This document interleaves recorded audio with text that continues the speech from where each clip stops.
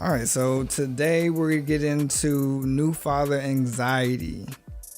Ooh, such a deep. This is heavy. Yeah, this is but very heavy. It's real because it doesn't just exclusively have to deal with us. It deals with every type of father. Yeah. I don't think I've come across someone who's become a new father who didn't have any type of anxiety. Who was just perfectly cool, calm, and collective about it, and just like, all right, I'm ready. So regardless if they're like, married or not married, they always experience married, the same single. thing. I can see that. Yeah, I can see that. Every man kind of goes through that moment. Like, I don't really know how this is gonna play out. I mean, it's a common thing. Like, we don't know. Like, how are we gonna pay for the bills? Are we gonna get married to this? I mean, if you're not married to the girl, are we gonna marry this girl? Or are we not gonna marry this girl? If you're married, this is gonna make or break my marriage. Exactly. So it's we would hope for the best. But always, but there's always anxiety. Like, there's just different forms of it. But before we jump into it real quick, let's talk about ourselves real quick. So for me, I have a 2-year-old daughter.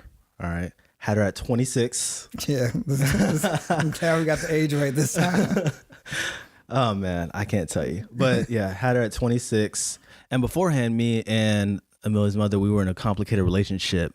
And yeah, we were honestly messing around. However, that was the best thing I've ever had. Of course, it was a roller coaster at the very beginning. It was, a couple of rough patches here and there. And, but before I was a full-fledged father and started this podcast, I was just doing normal things like any other guy does during his college days. So, going out to parties, studying. I was majoring in fine arts, and then became a teacher. Obviously, that worked out. Yeah, that worked out. I mean, I would have liked to, do other things, but hey, it's just a stepping stone from one thing to another. So at least it's a job, and it gives me income, and I do enjoy art a lot. So I felt like I want to share that same passion with my kids who actually care. Notice how I said actually care, because there are kids who just come into my class and they're just like, I'm just here for the credit, or I got put in here because that's all they had left over. So and that's basically it. So whenever so how it all happened. Oh. How it all happened was, so I was going off to training. And I was going training for a job that I just recently got. I had to fly to San Francisco for the training. And so the night before, I went to go see the lucky lady, and then bam, just happened. 9 months later. This is a dramatic buildup for a bam. So it was, I mean, it was crazy altogether. But I mean, at the end of the day, like, of course, yes, I did handle it, and just did my thing. I was, just like I said, typical dad trying to just make it happen. So, but me being me, I'm very analytical. I overanalyze a lot of things. I just want to make sure everything runs smoothly and everything. And of course, that's just one of my things. But you're making it sound like this is a breeze. Nah. That sounded real chill. Like, all right, this happened. Bam. No. All right, we made it through. Look. How did life change? I'm cutting out the fat. Okay, I'm just getting straight to it and be like, look, like, I laid down with the woman. We made it happen. It wasn't supposed to happen. Riding bareback was not fun, but it happened. Okay. It wasn't fun? I beg to differ. Well, it was fun for the time being, and then of course after, getting that pregnancy test and having to do that 3 times just to make sure, I was just tripping. So of course, like, whenever whenever we found out that she was pregnant, the first thing that came to my mind was like, I need to marry this girl. I mean, that's an honest thought. Yeah, it's for real. Like, it was like, it's just a thought. Let's be real with that. Yeah. So I was like, I need to marry this girl. We need to make this happen. Like, but I was in it.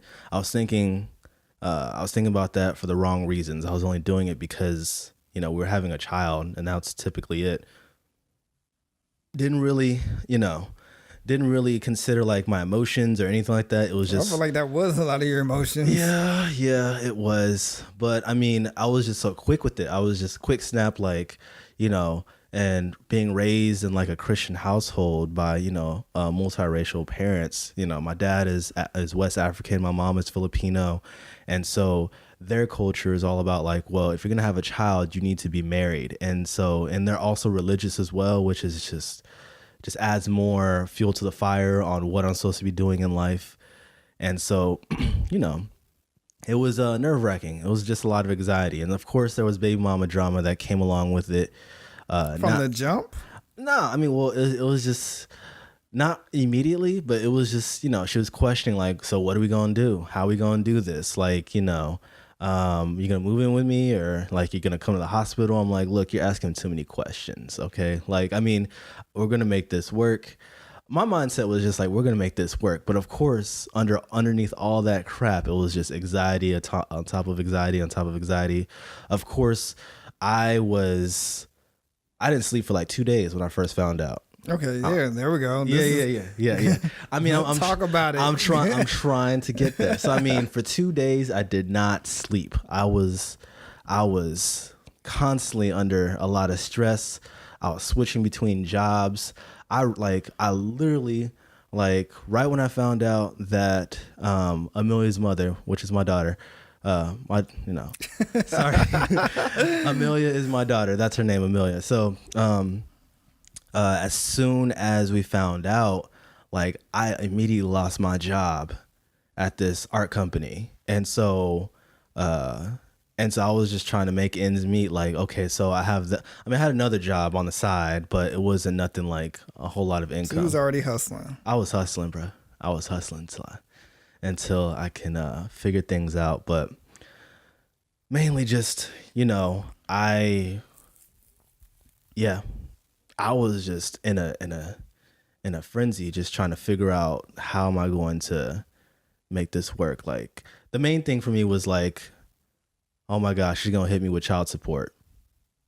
You know? Yeah. Like, if I say I don't want to marry you, you know, and I want to, you know, go do whatever, of course she's gonna hit me with the, well, you just did me because I'm like, you know, I'm just a hole for your penis and that's it. You know, like, I'm just being like that's being for real. Like, you know, it sounded like a whole different era, like something they say in like the 70s. No, I mean, that's the kind way to do it. You know, basically I'm just like your, you know, friends with benefits is what you're really saying. Smash. Yeah, just a quick smash and that was it. And you just so happened to shoot up the club. Was it a quick smash? No comment. No comment. So, it's all good because a lot of these conversations are being held with women who are quick smashes. So for all the dudes out there who had a quick smash and end up with a child, like, this is for y'all. It was y'all not, gotta have these conversations too. It was not. It was not supposed to be like that. It was just like, it's a goodbye smash, basically, not a quick smash. A farewell smash. Farewell smash, because I'm about to be gone. She got you right back. She got me right back. So, man, it was crazy. Okay. So what? You reminiscing over there? Yeah. I'm like, dang, I miss you, single life. Where are you at? But nah, it's just, you know. So of course, like, so hit me with the, you know, I'm a quick smash, and I you know, I'm only in it, you know, for that, and that's basically it. And then when are you gonna marry me, and, you know, that kind of stuff. Like, how you gonna pay for the, and of course child support on the back end. It's just so much. It was just a lot. And of course, being as it may, like, my parents was, you know, my parents were totally against the whole idea of, like, man, you know, that you need to have a child with this girl. They didn't like her. Let's just be honest. They didn't like I mean, that's a hard situation for parents to deal with. Mm-hmm. It's a girl that I don't know what their relationship was, but possibly they don't even know. Yeah. And now their grandchild is being brought into the world by this person that they have no clue about. Yeah. I was doing some things. I was You was out there being single. Yeah, I was out there being single. I mean, you gotta enjoy it sometimes, but don't have too much fun. Safely. Use a latex so you don't get the latex. I mean, I'm allergic to latex though, so okay. I'm just messing. This is why we're here. This is why we're here. This is exactly why we're here. We're here to joke about it, because it's true. It's an honest thing. There's different types of condoms. Yeah, you can get that lamb skin. What's it gonna do for me? What's it gonna do for me? Nah. We just get the golden tickets and call it a day. I mean, that's something we might have to talk about later. Yeah, we'll talk about that. The concept that, okay, we always have to use the golden ticket. There's people out there allergic to golden tickets still using golden tickets. You're right. And still getting people knocked up because they want to keep a Magnum in their wallet forever. Oh, man. By the way, guys, golden ticket means a Trojan Magnum, like XLX, that kind of thing. So it's just, that's what we call it. But yeah, man, how did you tell your parents? How'd you make that happen? I mean, my whole ordeal is completely different. Give everyone background. I'm 27 now. My daughter is 10. So do that math. I had my daughter at 17. Oh. Knocked up her baby mama at 16. But before all of that, me as a 16-year-old is like completely what you would not have imagined someone to get somebody knocked out. Go ahead. Knocked up. Go ahead. Tell us. I'm a junior in high school. I'm in pre-AP. I'm in AP classes. I come from a very strict household. Both my parents military. So I'm straight go to school, go home. I don't curse. I don't drink. Drugs. I'm asthmatic. I don't even stay. Oh, for me too. I'm asthmatic. I don't even go buy cigarettes. I might die off the second hand. No, you ain't gonna die. So I'm the golden child essentially. But women do something to you. Do something and around strange. That age. Do something strange. Like 16 is when women can kind of get the influence. Yeah, when hormones is raging. Yeah. Even with that, when I think back at it, like I was a chill 16-year-old. Like catch me watching some TV, and like that's what it is. This is like before Netflix and chill. Yeah. And I mean, I'm not even doing any of that. Like I'm going home and doing homework, and when I get off doing homework, I'm gonna watch some TV. Okay, Justin. Yeah, I'm okay. a real, okay. real chill. You're probably like pillow talking. This is pre. Clearly. Okay, but you were pillow talking though. You probably were. Come on now. Not at this point. I think this might have been, this was actually my first girlfriend. So going into after junior year, this is my first girlfriend. So okay. That's when the doors open up. So now I was like, okay. Literally. Yes, literally. A lot of things open up. So I can remember it. So it was like I finished my junior year. We had class together my junior year. So after that, ended up asking to be my girlfriend. Just, typical 16-year-old junk. But then, I got that opportunity to get into this. Like, all right, this is what everybody else has been doing. Because as a 16-year-old, you hear about it. I guess I was pretty naive with it. So it's just like, all right, people say they're doing that, but I don't really believe them. Yeah. Until the opportunity arose. So that summer, my life was definitely changed. That became forget books. Did you? I don't need to study anymore. It's summertime.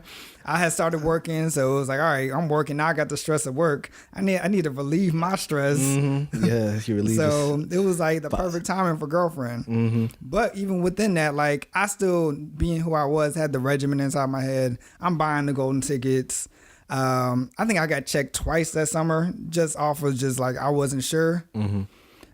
But I got confident, like, all right, I know what I'm doing type thing. It's a regular thing. And it's cool. It's a great feeling. Yeah. I'm not going to lie that. But then I was tempted that there's an even better feeling.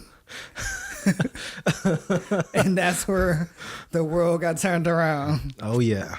So that's just, it's hard just to even like conceptualize the fact of how naive I was with the situation. I knew all the information. Mm-hmm. Even at 16, I knew, okay, this is what you're supposed to do.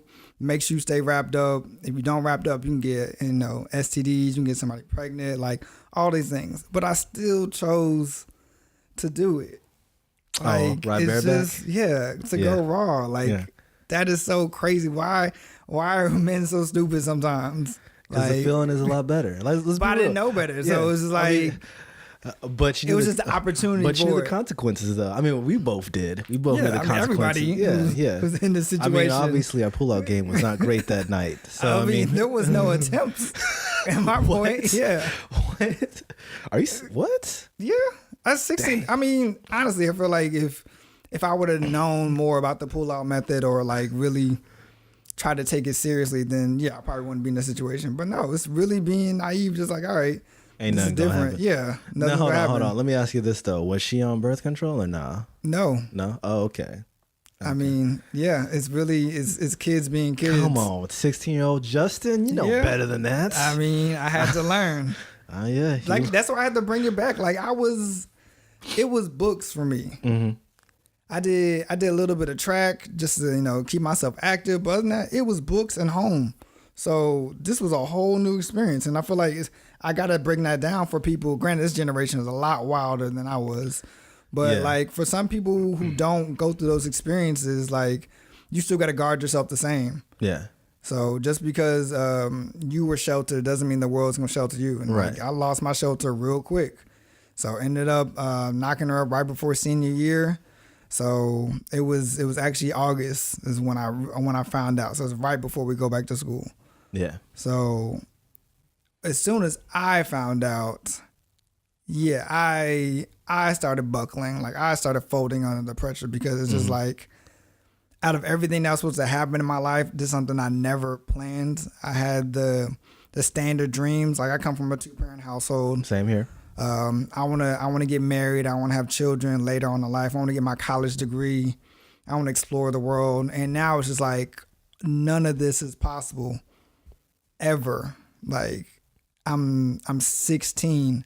So everything is just everything all your dreams is gone. Out the, my is whole out. future is completely wiped away. And this is me right now at this point. Haven't told anybody.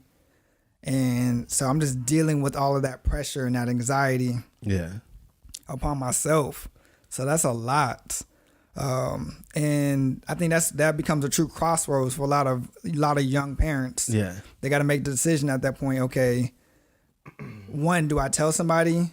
1, 2, do I try to solve this out myself? Or do I just dip? Like, if we're going to be real. Ghost it? Yeah, if we're going to be real. Yeah.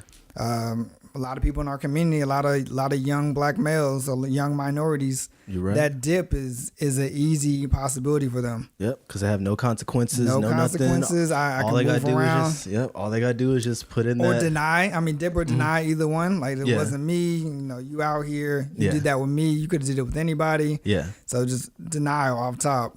So those are some real possibilities that everyone kind of goes through quickly in their mind. Or abort. I mean, we didn't get too deep into that, but I mean, that's more on the woman's side. Have you thought about it though? Like, have you tried to like convince? I didn't go for like any type of convincing type thing. Mm-hmm. It was more like my biggest hurdle was I had to get to my parents. Mm-hmm. Whatever she chose to do with it, like that's something you got to do. I still got to tell my parents either way. Mm-hmm. So I got to deal with that. That was my biggest anxiety. Yeah. I already, because of who I am, I already accepted responsibility that I made the decision. Like I made that choice. Yeah. I had sex. So this is a possibility. Textbook coming back in your face. Like it's a possibility every single time. And that's what people need to realize. It's a possibility every single time. Condom, no condom, no prophylactics, all that like contraceptives. Contraceptives. Yeah. Or not. Like it's a possibility. Yeah. Even like birth control, all that kind of stuff. Like they said, like 80, like you have a 86% protection with a condom.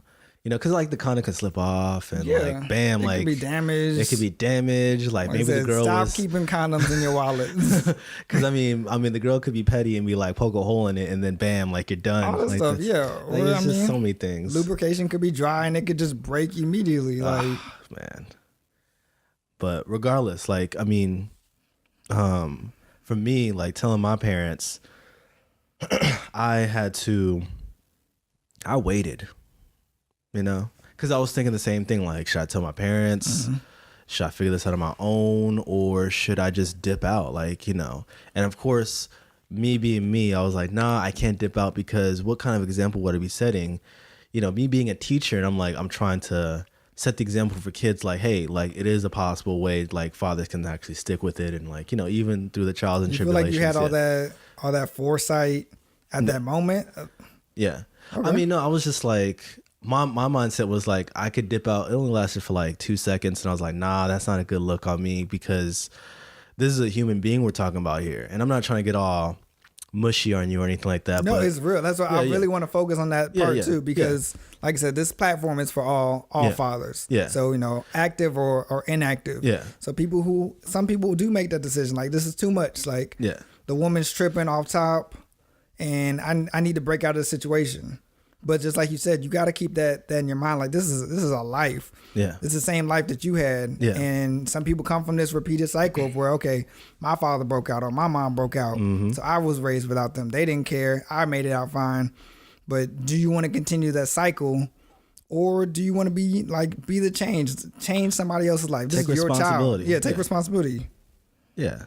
So, I mean, I would say... See, and I waited 3 months to tell my parents. Ooh.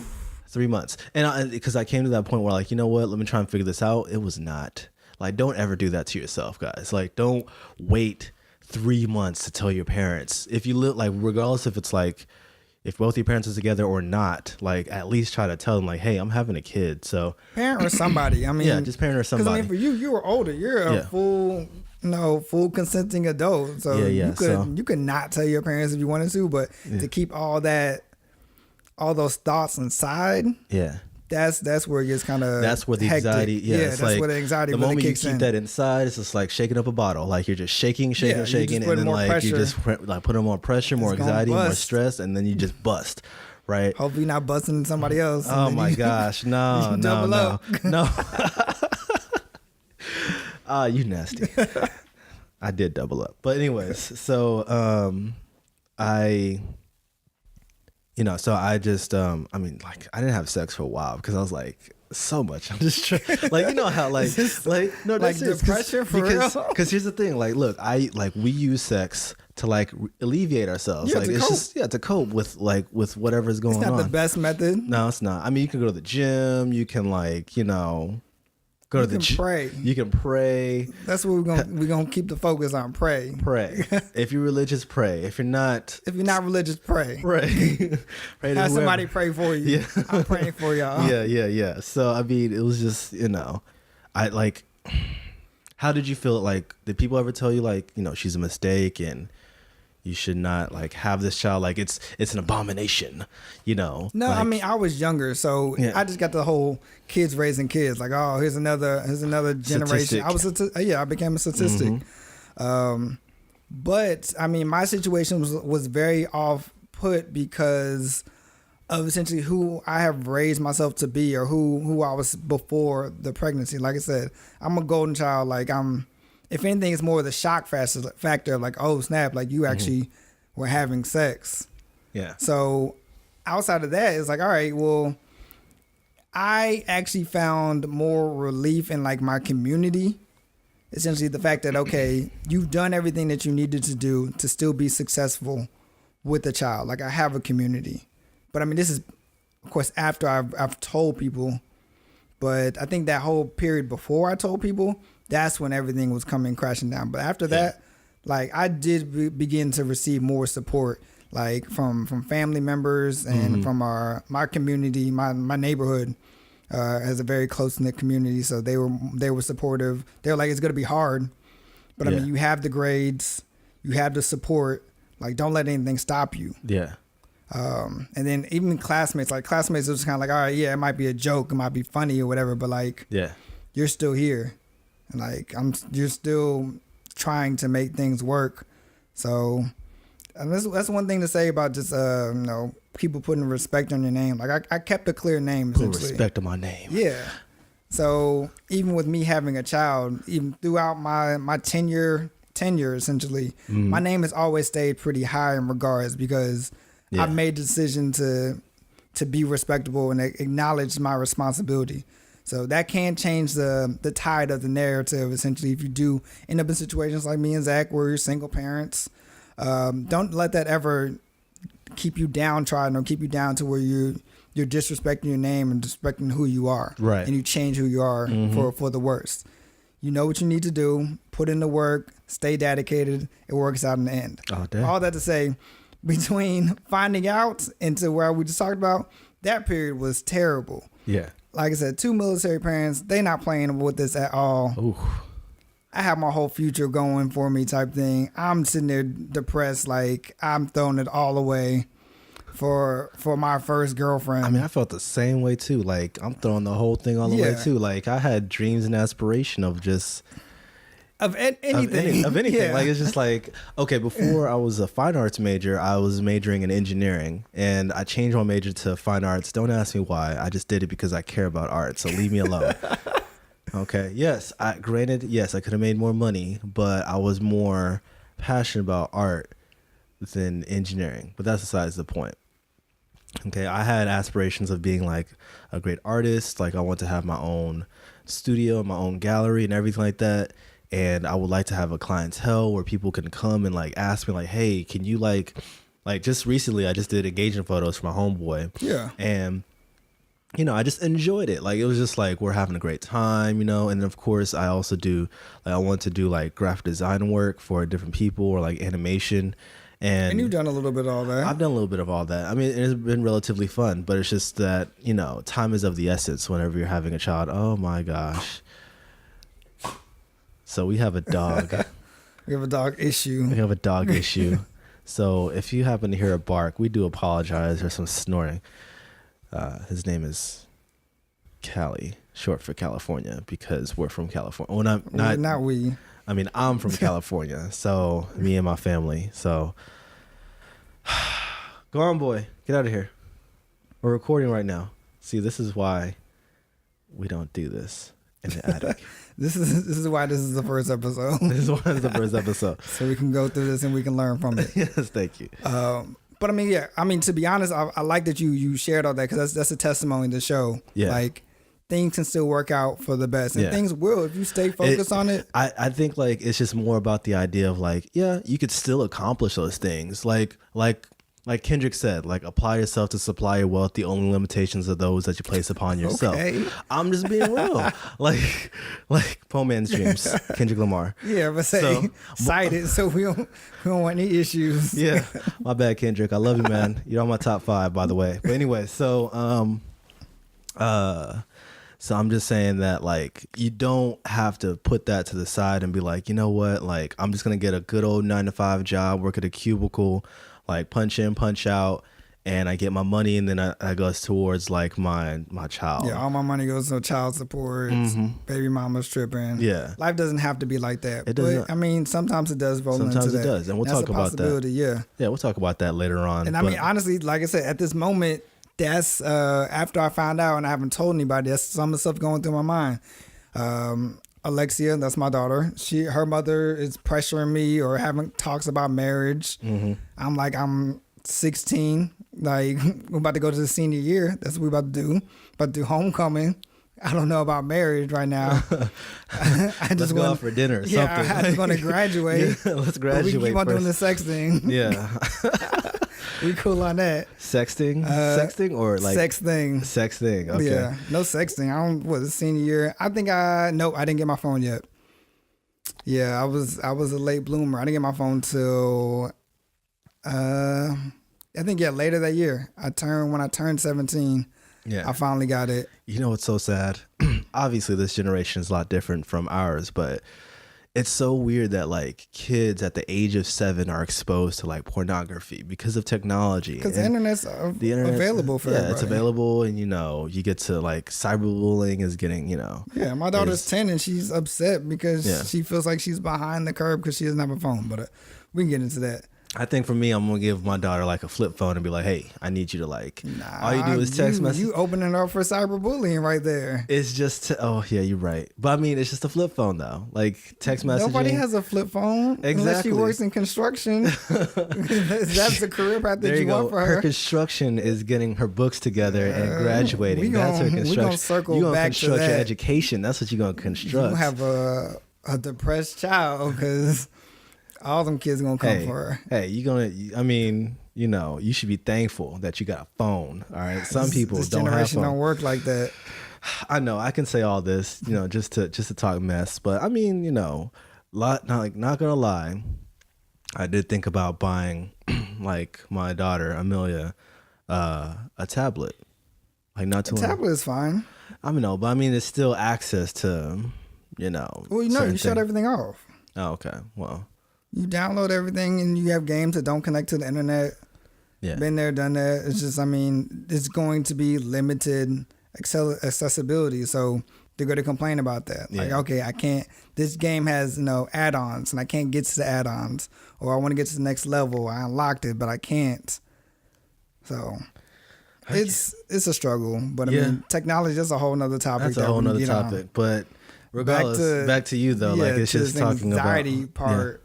So dealing with the mother of your child during this period, because we talking about our single father or our father anxiety. The mother's still going through her own anxiety as well, or her feelings, and the main person she could offload that to is going to be you.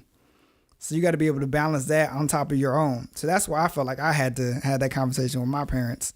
Granted, off top, I'm already a minor, so I had to have this conversation with my parents. I can't pull this out by myself. But also, it's just becoming overwhelming. Me dealing with myself and then dealing with her is ridiculous. I just want to pass my senior year. So I didn't wait that long at all. It might have been a week at max. But I had to muster up the courage to get the words out, and then actually I really couldn't. It's just hard. It's hard altogether. Like you're at this age, like that you're a statistic, and now you have to address to your parents like, hey, I knocked up this girl. Yes, it was more of a disappointment. Like I let y'all down. Yeah. Even though it's my life, it's just like y'all built this all up for me, and I let y'all down. Yeah. And also, my parents are super radical. My father is West Indian. He's Jamaican. My mother, generations of military, so she's from West Philly. So just a lot of different priorities and different levels of discipline. So this was kind of like the taboo of just like, don't do this. You can do anything. And in retrospect, when I've had conversations with my parents, they're like, you could have done a little bit of drugs, you could have drank a little bit, but this is definitely not what we expected. Yeah. But it is what it is. We make choices. For me, like it was just more like, like I felt like having an African and Filipino mother, of course, they're very culturally sound and rooted to their thing. And so for me, it was just like the moment I addressed it to them, it was hard. Like I know for sure, like I stood for like a good 5-10 minutes, just like I was having a casual conversation, and I was trying to figure out how am I going to enter into this conversation, like, oh, by the way, I'm having a child. Oh, but yeah, so that's like that football game we were talking about yesterday. Like just quickly bum rush through it and then go to a nice topic to kind of ease the pain. But no, it didn't work that way. Yeah, I don't think there's a perfect way. Even for you're talking to them at a level playing field. I'm not even close to level to my parents at this point. I'm strictly a minor. Yeah, I'm their dependent. Yeah, so I couldn't actually even voice the words at first. I had to. It was like. It was late at night. It was probably around 11 o'clock. My parents are usually early to bed type thing. So I'm just stuck up in my room, like just heart pounding. Just I can't figure out what I want to do. So in my younger days, I actually happened to be more creative than I am now. So I decided to write it down, kind of write it out like a full story, like from beginning to end. I'm just like, okay, this is what happened. This is what I've been doing all summer. And then ultimately, like this is what happened. I knocked up my girlfriend, and like the end type thing. Mm-hmm. So I ended up writing like pages and pages of the story, and then I was like, okay, I got the story out, but I still need to get it. Like I still need to say something. So I ended up calling my mom upstairs. It's 11 o'clock at night. As a 16-year-old, I'm pretty sure she was thoroughly confused and like, why am I going to my 16-year-old? Why you calling me up here? What's the deal? Like red flags all over places. As 16, you don't want to be bothered by your parents. Yeah. So it's like, all right, I'm usually stuck in my isolation. So she's probably like, something is terrible going on. I ended up sitting her down, and she's just like, get it out, like just say what you got to say. I still couldn't say it, so I ended up giving her the storybook list. So I got to sit there and just pretty much watch her read through it. Did you see like her reactions as she was reading it? Yeah, so my mother held it down pretty nice for me. Essentially, I wasn't really worried about it. I mean, it was hard for me to get it off my chest, but like my mother is she's a supportive one of the family, so she's going to nurture and be there for me in my moments. So she was upset, but I mean, she didn't necessarily show it or any type of wrath, but you could tell that she was disappointed. And she was kind of like, how does this happen? And I was just like, man, it happened. I was out here. But she was just like we gotta continue this talk. Like we're gonna have to finish it. Yeah. And my biggest thing was like, all right, cool. We can have this talk. I'm cool. Right now, you're not going off. We're not tripping right now. It's my father that I do not want to have this conversation with. Here comes the general. So Here we go. I was just like, all right, cool. We can have this conversation. We can do it tomorrow, whenever you want to do it. Just go downstairs and act like nothing happened. And did you articulate that? Like, look, Mom. Yeah, I was like, okay, how long do I have? Like, how long can we make this last before I die? And she had already had a look on her face, and I was like, okay, so what's next? And she was like, I'm going to have to tell your father. And I was like, we do this in the morning so I can get to sleep. I mean, yeah, I want to sleep a little bit. I would rather die tomorrow, not today. If you're going to kick me out, can I at least get some sunshine? I don't want to be out in the middle of the street at night. So she ends up going back downstairs. She ends up like, I'm just kind of upstairs waiting. And then I end up just going to bed like, all right, seems like the coast is clear. Maybe she gave me a little bit of grace. Yeah. Next morning, 5 a.m. in the morning. Ooh, military, man. Yeah. Military. It hits. He pulls it's like a me out of bed. typhoon just coming in. Yes. Pulls me out of bed, and he's already going off. He pulls my sister out of her bed. And she's like, what's going on? Yeah, she's super confused. I'm 16, so she's 12. So she's 4 years younger than me. Yeah. So she's 12. Super confused. It's super early in the morning. My mother's already downstairs. They're military, so they're already getting ready for work type thing. So in front of now the whole family, something that I wasn't prepared to articulate the night before, I have to fully divulge and read the story out to my younger sister, my irate father, and my, consoling mother, trying to like just keep the peace in the situation. And it was terrifying. Like, my father is extremely hot-headed. He was not happy. I'm pretty sure in that moment, like I said, I could have died. He could have knocked me out. I could have just woke up in the street or woke up in the hospital, and all those would have been better situations. But I mean, he had his moment. He went off and everything.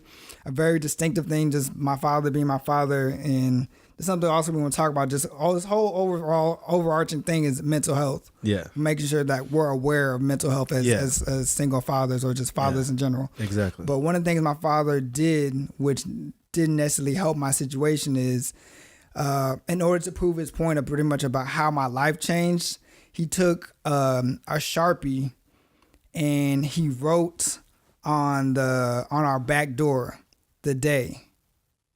He wrote down the day on the back door in the Sharpie and a permanent marker.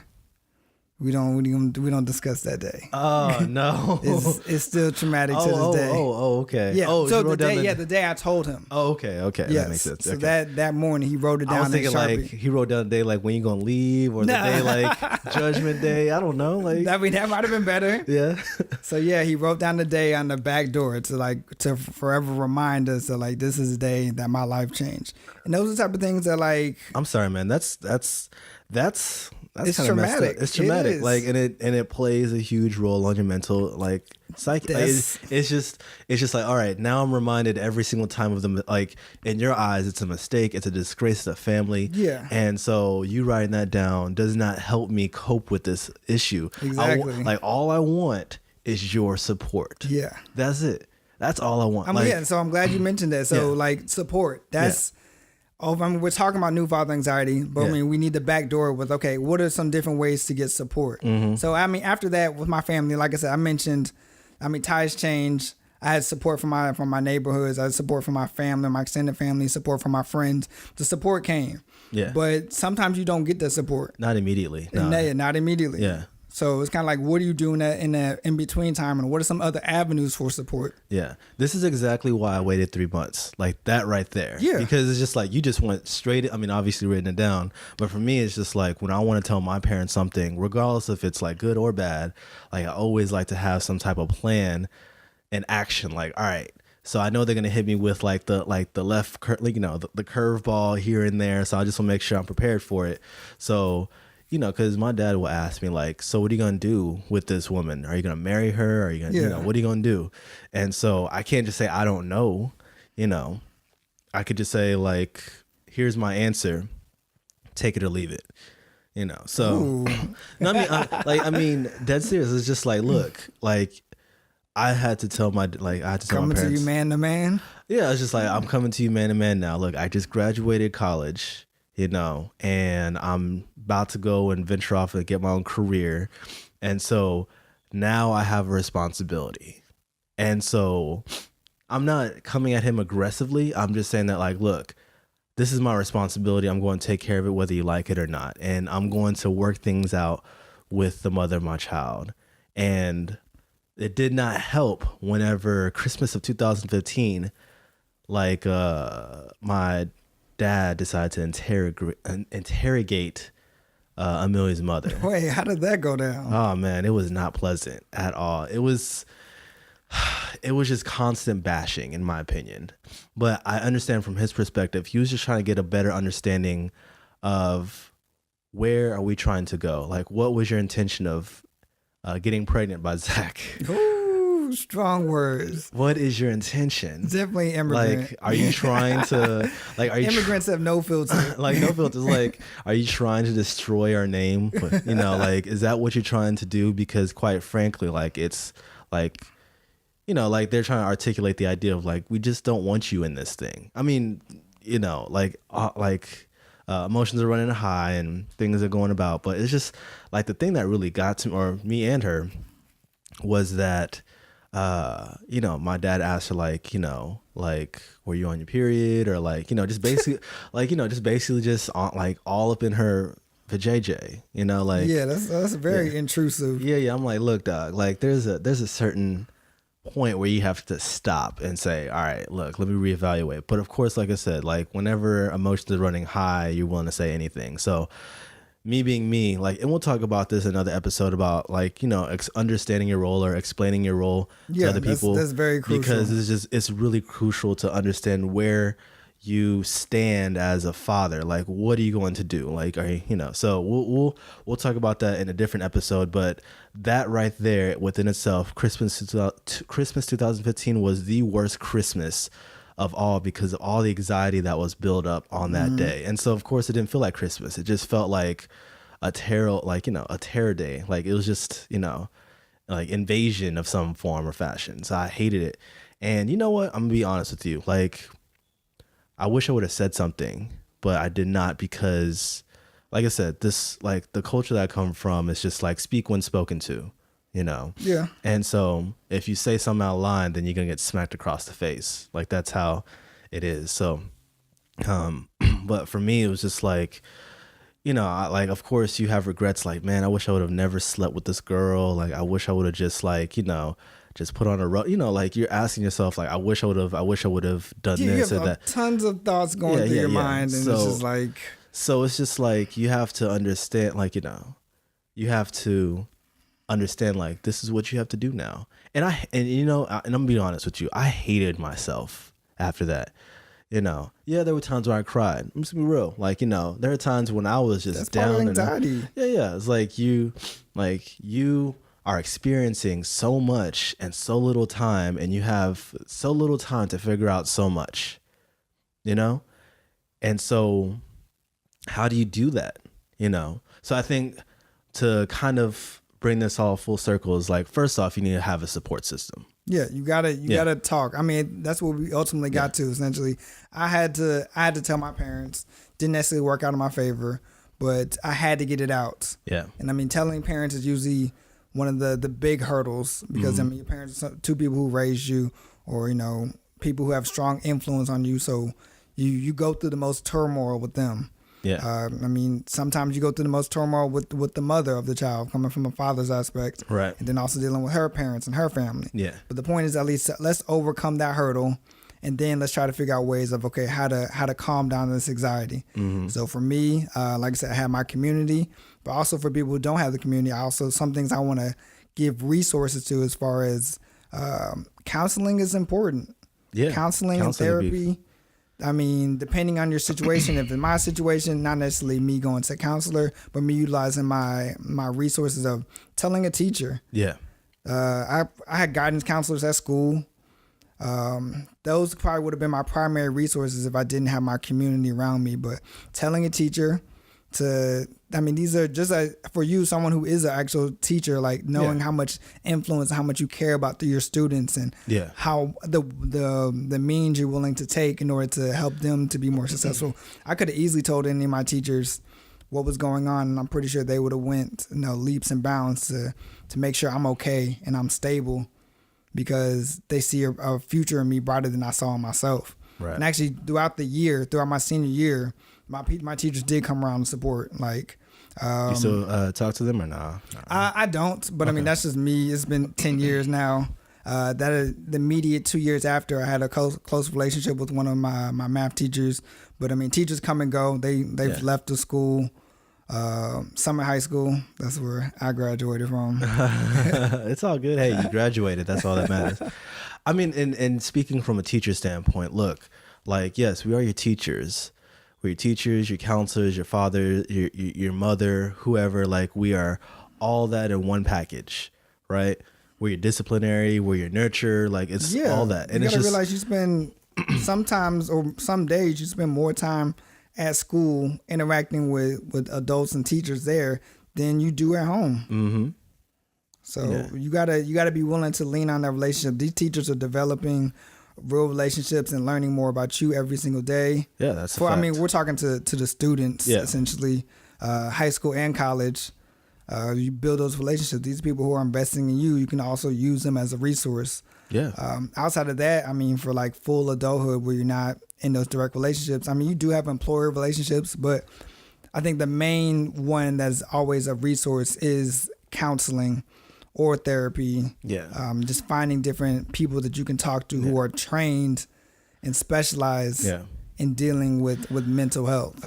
Yeah, because that's a big thing. And like, it's like you said earlier, like, it's a huge problem within the African American community, when it comes to mental health. And you will not be looked upon as a weak person if you were to go to counseling. As a matter of fact, I'll give you respect for going to counseling. Yeah, I mean, it sounds corny, but I mean, essentially, the weaker person is the one who's afraid to go to counseling. Yeah, and all you're afraid you're afraid to face your problems, essentially. Yeah.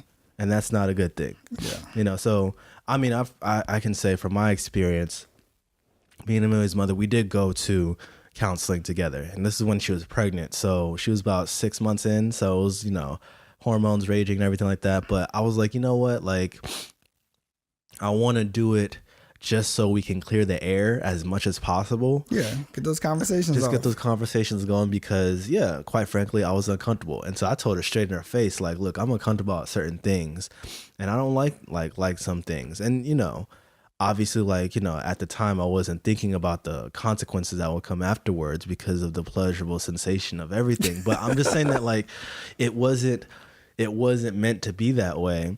However, we are in the situation now. So whatever you can do to alleviate that, besides sex, go to counseling. Yeah. Like, it's a nice thing. Talk to some people. Talk to people. Get it off your chest. Teachers, counselors, your parents. Yeah, I mean, mentors. Or, I mean, there's other outlets. Like I said, I was a creative at some point in my time in my life. Write things out. Find some different ways to find outlets. Right. Write, sing. If you need to dance, do it. You need to work out, do it. Find some type of outlet talking through it is probably the best to make sure you're actually verbalizing, you're articulating how you feel about it. But the worst thing is probably to keep it all inside and not give it to anybody. Yeah. One good place is like Planned Parenthood. That's the whole that's the whole thing. Like, go to Planned Parenthood. They got great programs. So much about it because it looks like it's like an abortion clinic essentially, but they're there for information. Yeah, that's what it's for. It's not to get back into politics, but it's defunded, so use it while you can. But you also I want to say the internet, but that's a wild place. You got to go to the right place though. If you can. But that's why we got this podcast in the first place. Yeah. We're a resource. Yeah, we're a resource. Look, I'm gonna be real with you guys. Is that whenever I thought of this idea of nobody's ever told me what it's like to be a single father. Nobody's ever told me what the consequences were. Obviously some common sense would come to play, but nobody told me the play-by-play on what's going on. Never had a honest conversation with another dad about my situation, and I just felt that people needed to hear my side of the story, or just need to hear perspective on how it is to be a single father. Because here's the thing, is that yes, I'm a teacher, and the problem that I see every single time is that kids don't have fathers. About what? Don't quote me on this. About 80 some odd % of students. Okay, facts aren't real. Those facts aren't real. Okay, I take back that. There's an alarming statistic. Yeah, it's just an alarming statistic that there are some kids who don't have fathers. And kids just say, and kids might act all tough, I can live without my father. It's a cycle. They have to grow to be independent because they're lacking something. Yeah, and I just felt bad. I felt extremely bad about their whole situation. They didn't choose this life. They didn't have to, they had no option. That's it. So why should we do that to our kids? And so that's whenever I come to this thing of you have an option to change that. Yeah, you have an option to change that, which is why we're here today, to have a conversation, open conversation, have a conversation in the barbershop. Talk about don't be a punk about it and be I ain't gonna talk about fatherhood. My dad was never in my life. That's just an excuse. That's all you're telling me right now is an excuse that we are not making any progress. And if we continue doing this over and over, even if you have to participate, see your if you want to do child support and see her every other time, or see them every other time, just to show your face that you are alive and you're well and whatnot. That's what matters the most to kids. Yeah, kids, staying dedicated has so many different forms. Yeah, it's not always the everyday. Not everyone has the privilege of being in life every single day, but it's really just doing the most that you can to be a father in your child's life. Yeah, not taking the lighter road just because it's easier. Yeah, putting in that effort to change the narrative. We want to change the narrative because it's far too easy to write off a single black father. Yeah, just say, all right, you didn't show up. It's okay. Yeah, but there's just tons of fathers out there, single, married, active, not active, but they want to change the narrative. So we want to make sure, this is a platform where we can talk about it. Yeah. Granted, there are people who are in certain type of situations and we can't really touch base on every single thing. We'll do the best we can. But we'll do the best we can to actually get there. Okay. But we need your help though. We need you to help us. Okay. So we can help you. We take the time and dedication. Womp womp. I don't know we take the time and efforts to actually make this thing work for you, and I don't want to waste your time, and I want you to be the best that you can be by sound like an advertisement. This is definitely says, what are we promoting at this point? We are promoting StayDADicated. That's our message and that is our title. That's what we're going to stick with, and we're going to stick with it until they call us out. But so go ahead and let's go and wrap this thing up real quick. So What do we got? Any food for thought?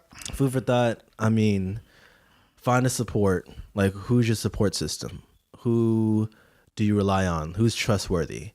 Are you gonna ghost? Are you gonna be active? Or are you gonna, it's up to you. Like, are you gonna? And then you also gotta consider, like, are you gonna do abortion? Are you going to go into adoption, or are you going to keep it and do parenting? The choice is yours. I mean, it's not yours per se, but you can talk that over with the mother of your child, and and go from there. I think the main thing is, all right, what are some different ways to stay proactive against, or to help you proactively fight through new father anxiety? We determined essentially everybody's going through it in some form or fashion, but what are some ways to keep you ahead of the game and to make sure you come out on top? Because a lot of people don't make it through new father anxiety. We want to make sure that we've provided different options for you to use, and if there are any other options, we want to make sure we keep that method open and keep our ideas open to help you out with new father anxiety. Yeah. Look, guys, bottom line here is that you should not give up. There's a reason why you clicked on our podcast in the first place, because obviously it deals with fatherhood altogether. I mean, we're going to talk about other things too, but mainly our thing is fatherhood. But there's a reason why you chose us to listen to. And quite frankly, we're going to deliver. And okay, talk that talk. I'm being for real. We're going to deliver the message, okay? We're going to come through, and we're going to stick to our plan on staying dedicated. So I'm just saying that there's a reason why you chose it, because maybe you want change, or maybe you just want us for entertainment. That's whatever suits your fancy. We're cool with it. Yeah, I'm not tripping. However you got here, you got here. Yeah, you got it. It's not only for the dads. Yeah. It's for the moms too. It's for the people who are friends of dads. We want to make sure everyone stays encouraged. Yeah. We really want to change the narrative of single black fathers or single minority fathers. So this is a start. Have those conversations. So that being said, we want you to follow us on all social mediums. I'm Zach. He's Justin. Okay. Follow us on all social mediums. You can find us at Twitter, Facebook, Instagram, everything all at StayDADicated. You dope. Share with your friends. Let us know your thoughts in the comments. And make sure stay tuned for what we have coming up next. Yeah, definitely. Well, shoot. That's it for our first episode. Yeah. Can you believe that? Yeah. It was our a first nice one. It was a great experience. I'm actually gonna enjoy this. Hopefully you enjoy it too. But regardless, guys, what you do, stay dedicated.